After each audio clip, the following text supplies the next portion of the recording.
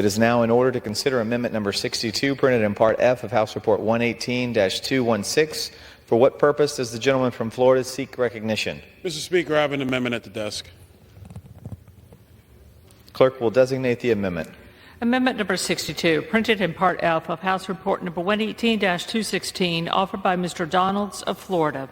Pursuant to House Resolution 723, the gentleman from Florida, Mr. Donalds, and a member opposed each will control 5 minutes. The chair recognizes the gentleman from Florida.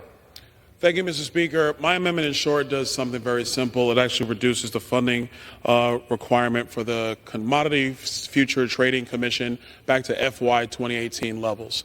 In short, Mr. Speaker, the job of the CFTC has been operating for a very long time. The additional $96 million in money, it is not clear why they need that to be able to regulate the Commodities Future Trading platform.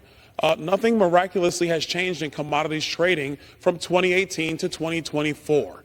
And so in my view, Mr. Speaker, that we need to restore those levels back to the FY18 levels, in part because the CFTC will still be able to accomplish this mission, number one. And number two, we are running a $2 trillion deficit this fiscal year.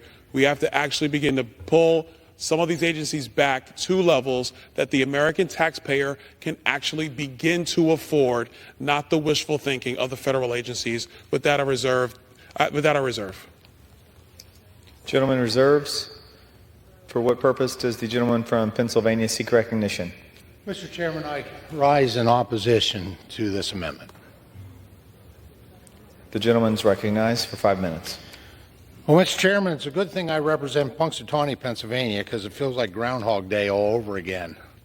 I don't see the point of defunding the police further than what the underlying bill has done. The police that really provide safeguards for those who are involved in the derivative market, those small businesses, those farmers, those Americans.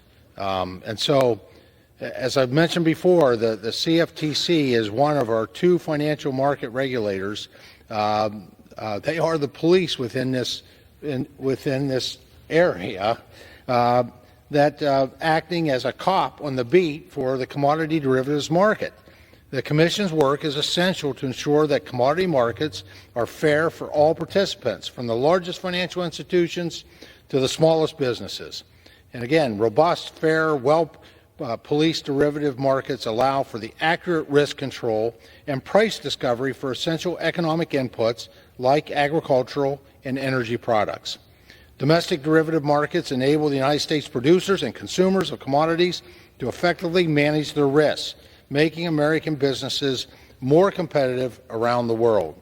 Now, this Commission's work is also essential to protecting the public from financial frauds and scams, including those targeting elderly, immigrants, Americans seeking to participate in the digital asset markets, which quite frankly is an increasing number given the state of digital assets in the derivatives market. The CFTC is already one of the most cost-effective financial regulators we have. It polices markets as complex and as important as security markets with a budget that, once again, I have to state, is less than a fifth of the SEC's $2 billion budget. The bill already reduces CFTC's funding to $296 million, which is less than FY 2021. Enacting this amendment on top of the current reductions in the bill would reduce, quite frankly, this police force for protecting those investing through the derivatives market, their funding to $200 million, which was a cut $49 million greater than the sponsor's intent. Instead of bringing the CFTC back to 2018 funding levels, this amendment would bring the CFTC back to 2011 funding levels. If enacted into law, this amendment would result in a 45% reduction in funding for the Commission and jeopardize the critical work that the agency does to support the economy and protect Americans from financial fraud. I strongly oppose this amendment, and I urge my colleagues to do the same. And I yield back. Gentleman yields back.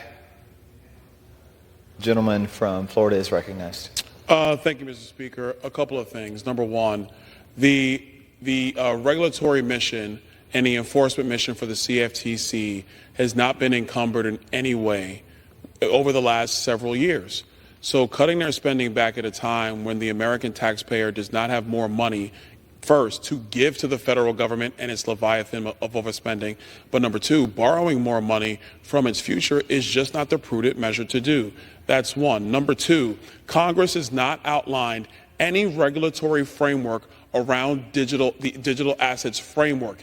It does not exist because Congress has not spoken about digital assets. For the CFTC to take appropriations to regulate a space it has no legal authority to regulate, in my view, is outside of the purview of the CFTC. There might be a time in the future where Congress would regulate legislative responsibilities around the digital assets marketplace, but that has not occurred at this time. And number three, I would agree with the gentleman from Pennsylvania. The CFTC, with respect to all the other regulators, is one of the most cost effective. Obviously, I believe the SEC is bloated and frankly out of control in a myriad of areas. But that does not mean that we just turn a blind eye to the budgets of every aspect of the federal government. We have to bring some semblance of fiscal sanity to this government, and starting even with the good cops on the beat, quote unquote, is a responsible thing to do. The CFTC can still accomplish its mission if their budget is restrained to a degree. There's not been any real significant issues in the derivative markets since, frankly, 2008, where the CFTC has not been able to accomplish its mission, and this lower funding level will allow them to do the same. With that, I yield back the balance of my time. The gentleman yields back. The question is on the amendment offered by the gentleman from Florida. Those in favor say aye. Those opposed, nay. In the opinion of the chair, the ayes have it. The amendment is agreed to.